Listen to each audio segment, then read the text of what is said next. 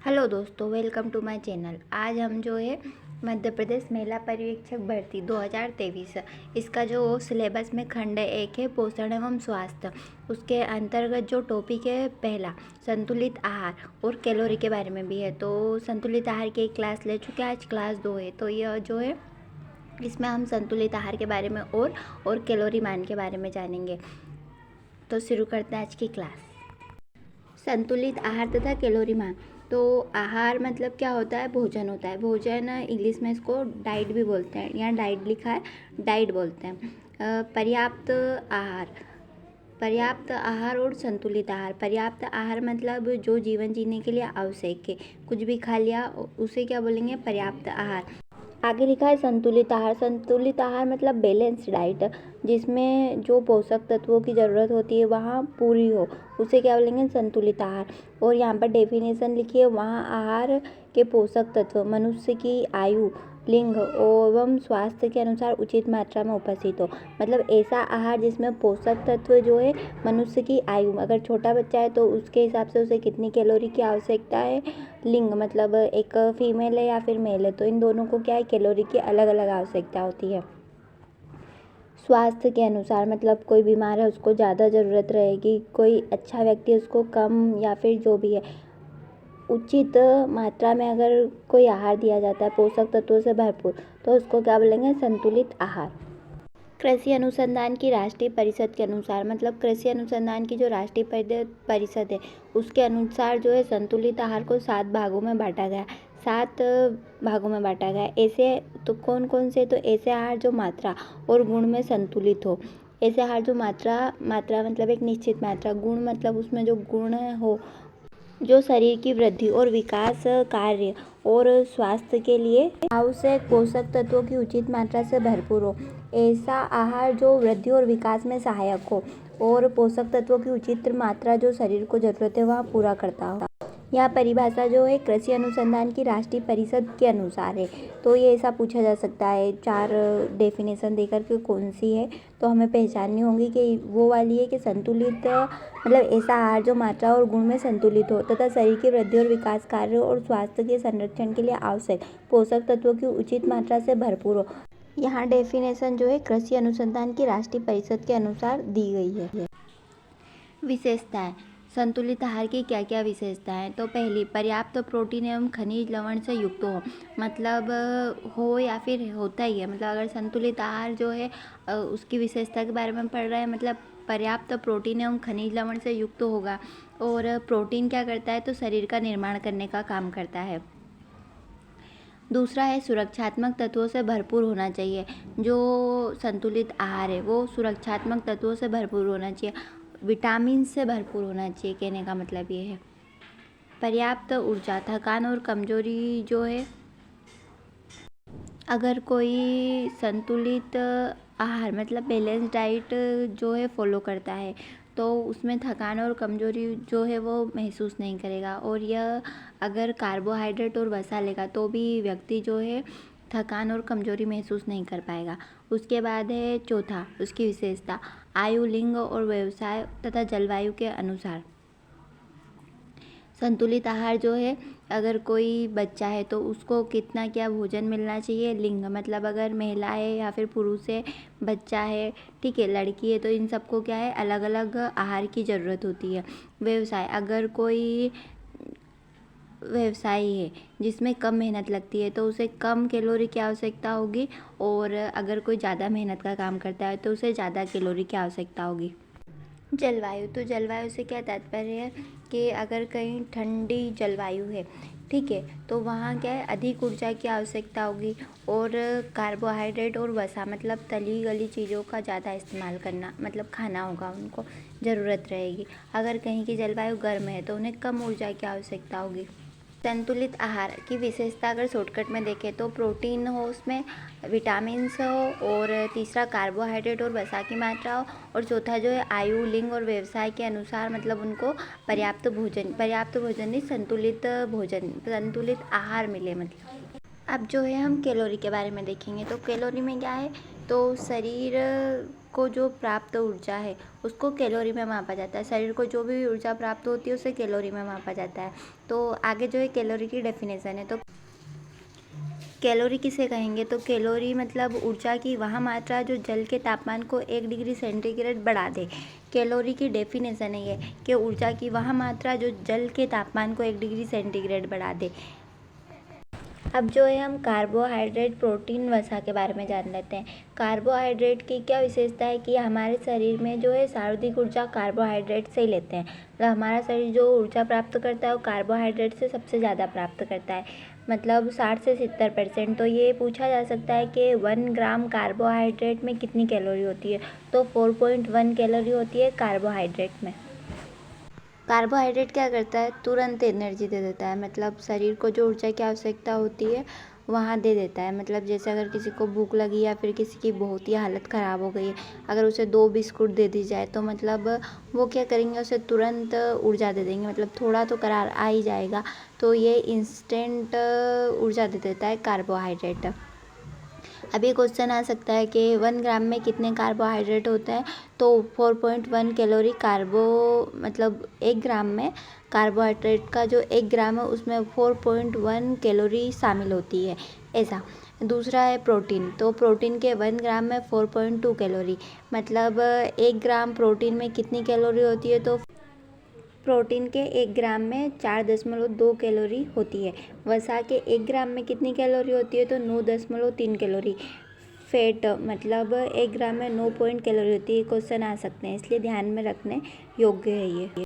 अब जो है हम देख लेते हैं कि कार्य के अनुसार, आयु के अनुसार और लिंग के अनुसार। लिंग मतलब वह महिला है कि पुरुष है या फिर लड़का है या लड़की है, तो उनको कितनी कितनी कैलोरी की आवश्यकता होती है। तो शुरू करते हैं। आयु, अगर आयु फिर लिखा है कैलोरी मतलब पुरुष और या फिर लड़का। आगे है महिला या फिर लड़की, ठीक है। तो 1 से 5 वर्ष की आयु के जो लड़का या फिर लड़की जो होती है उन्हें जो है 1200 से 1600 कैलोरी की ज़रूरत होती है, और लड़कियों को भी 1200 से 1600 कैलोरी की ज़रूरत होती है। ये क्वेश्चन तो आ ही सकता है। अगला है 5 से 9 वर्ष के जो आयु वर्ग के लड़के हैं, ठीक है, उन्हें जो है 1600 से 2000 कैलोरी की आवश्यकता होती है, और लड़कियों को भी जो है 1600 से 2000 कैलोरी की आवश्यकता होती है। आगे मतलब 1 से 9 वर्ष तक के लड़के और लड़की दोनों को ही एक समान पोषण की आवश्यकता होती है, एक समान कैलोरी पोषण की ही आवश्यकता होती है। आगे है 9 से 15 वर्ष के आयु वर्ग के लड़कों या फिर पुरुष के लिए जो है 2000 से तो 2200 कैलोरी की आवश्यकता होती है, और लड़कियों या महिलाओं को जो है 2000 से 2200 कैलोरी की आवश्यकता होती है। इन्हें भी जो है 2000 से 2200 कैलोरी की आवश्यकता होती है।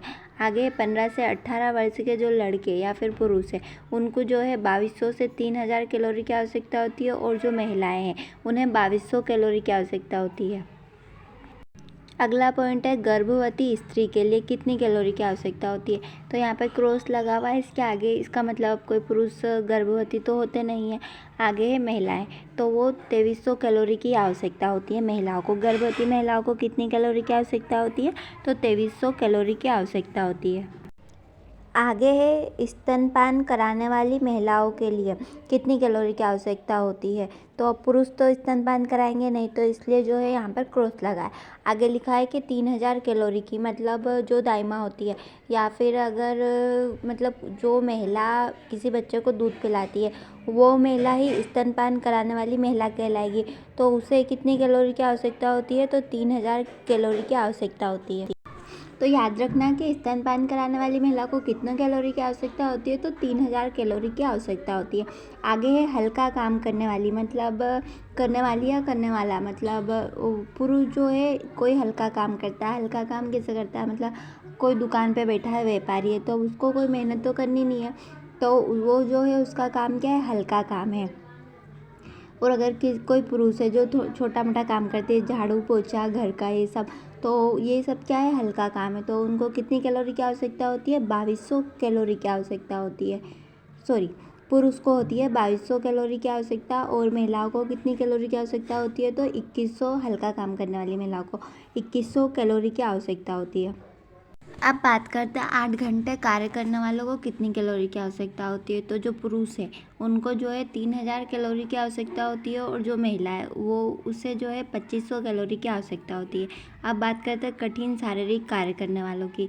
तो जो पुरुष है अगर कठिन शारीरिक कार्य मतलब कोई मिल में काम करता है या कारखाने में काम करता है या फिर जो हमारे मतलब बहुत ही उन्हें वजन तोड़ना होता है, तो ये जो क्या है कठिन शारीरिक कार्य मतलब शरीर का ज़्यादा उपयोग होता है इसमें। तो 3600 कैलोरी की जो है पुरुष को आवश्यकता होती है, वहीं ऐसा काम जो है अगर एक महिला करती है तो उसे 3000 कैलोरी की आवश्यकता होती है। यहाँ जो है बहुत ही ज़रूरी है किसको कितनी कैलोरी की आवश्यकता होती है, तो यहाँ याद ही रखना है। संतुलित आहार को प्रभावित करने वाले कारक के बारे में पढ़ लेते हैं। तो आयु, फर्स्ट कारक है आयु। आयु मतलब अगर कोई छोटा बच्चा है तो उसे कम कैलोरी की आवश्यकता होती है और अगर कोई बड़ा बच्चा है तो उसे कैलोरी की ज़्यादा आवश्यकता होती है। मतलब आयु प्रभावित करती है संतुलित आहार को। अगर किसी बड़े या बुजुर्ग व्यक्ति को ज़्यादा कैलोरी देंगे तो उसका जो है पेट खराब हो जाएगा।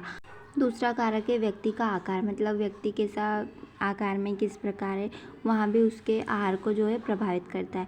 अगला है लिंग। लिंग मतलब वहाँ यहाँ पे एफ और एम लिखा है मतलब फीमेल और मेल। लिंग क्या है आपका मतलब आप महिला है कि पुरुष है, तो यह भी एक कारक है जो प्रभावित करता है। और 10 से 12 वर्ष तक जो है पुरुष हो या महिला या मतलब बच्चे होते हैं तो उनको क्या है एक समान पोषण की आवश्यकता होती है और एक ही समान पोषण और कैलोरी दी जाती है उनको। अगला कारक है व्यवसाय, मतलब आप जो है व्यवसाय किस प्रकार का करते हैं, मतलब कठिन कार्य करते हैं या फिर सरल कार्य करते हैं, यह भी जो है संतुलित आहार को प्रभावित करने वाले कारक हैं। उसके बाद है जलवायु और मौसम। तो जलवायु और मौसम से क्या तात्पर्य है कि आप जहाँ रहते हैं वहाँ का जो मौसम है या फिर जलवायु है, मान लेते हैं ठंडा है तो आपको क्या है अधिक ऊर्जा की आवश्यकता होगी और कार्बोहाइड्रेट और वसा की अधिकता की मतलब ज़रूरत पड़ेगी। जैसे कि आप जो है तली गली चीज़ें फैट वाली चीज़ें ज़्यादा खाएंगे और ठंड में जो है भूख भी ज़्यादा लगती है तो उसमें क्या है कि ज़्यादा एनर्जी की आवश्यकता होती है। वहीं पर गर्म जलवायु है, गर्म जलवायु से मतलब हमें जो है कम ऊर्जा की आवश्यकता पड़ती है। इसे कैसे देख सकते हैं, मतलब गर्मी में जो है ज़्यादा तली हुई चीज़ों का इस्तेमाल नहीं किया जाता है तो मतलब कम ऊर्जा की आवश्यकता होती है इसलिए।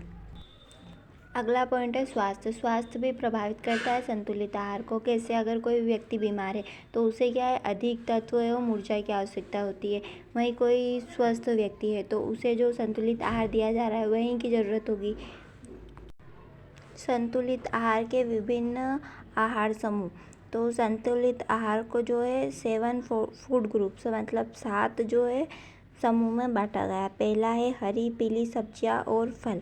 इसके अंतर्गत जो है विटामिन ए और ई की जो ये स्रोत है, हरी पीली सब्जियों में जो है ज़्यादातर विटामिन ए और विटामिन ई की प्राप्ति होती है, यहाँ इनके स्रोत है। अगला है खट्टे एवं रसीले फल। खट्टे एवं रसीले फल मतलब आंवला है, नींबू है, संतरा है, मौसम्बी है, अमरूद है, ये सब क्या है विटामिन सी की प्राप्ति होती है इनसे। और ये जो है जो दूसरा समूह है उसमें खट्टे एवं रसीले फल एवं सब्जियों को रखा गया है।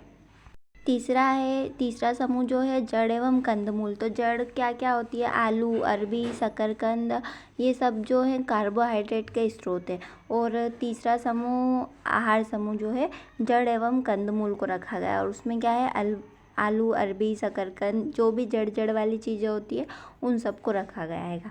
चौथा है दूध एवं दूध उत्पाद। दूध एवं दूध उत्पाद मतलब एक तो दूध और दूसरा दूध के बने उत्पाद मतलब जैसे दही, घी, जो भी दूध से तैयार होता है वो सारे उत्पादों उनका समूह है। पांचवा है प्रोटीन के स्रोत, जिन से भी प्रोटीन प्राप्त होता है जैसे मांस, अंडा, दाल और सोयाबीन, इन सबको रखा गया है।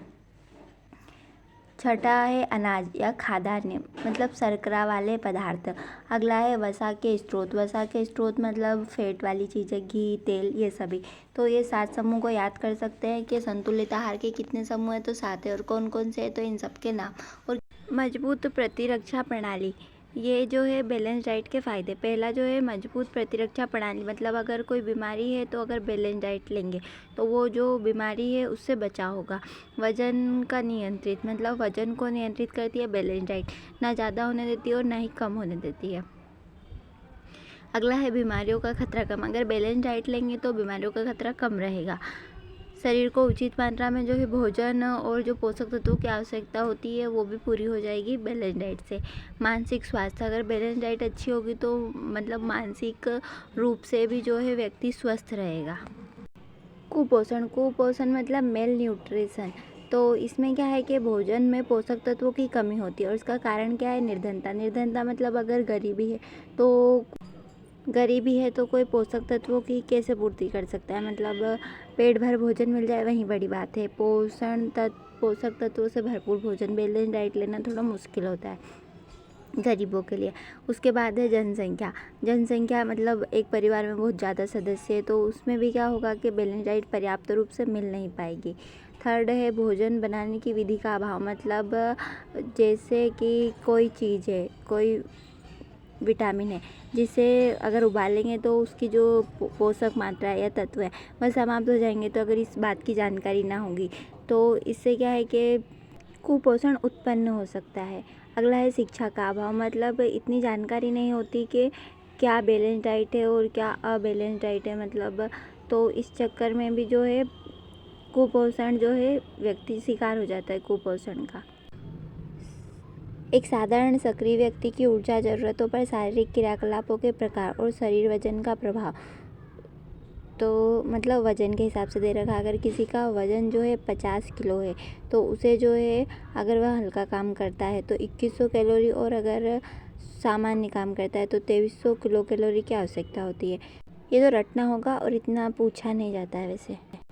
यहाँ बच्चों के लिए संतुलित आहार की श्रेणी है। 1 से 9 साल तक के बच्चों के लिए खाद्य पदार्थ 1 से 3 वर्ष, 4 से 6 वर्ष और 7 से 5 वर्ष, मतलब इन्हें जो है कैसे अनाज, दालें, हरे पत्ते वाली सब्जियाँ किन किन की ज़रूरत होती है ये सब है इसमें, ये सब देख लेना आप। यहाँ बालकों के लिए संतुलित आहार की सारणी है। यहाँ खाद्य पदार्थ की सारणी है। हमने जो है क्लास 1 में खंड 1 जो प्रथम खंड है पोषण एवं स्वास्थ्य, उसमें जो पोषण के जो सब टॉपिक है संतुलित आहार, इसके बारे में देखा था। आज भी जो है हमने संतुलित आहार के बारे में देखा और जो कैलोरी के बारे में था वह देखा। अगली क्लास में हम जो है मैक्रो एवं माइक्रो न्यूट्रिएंट्स के बारे में देख लेंगे।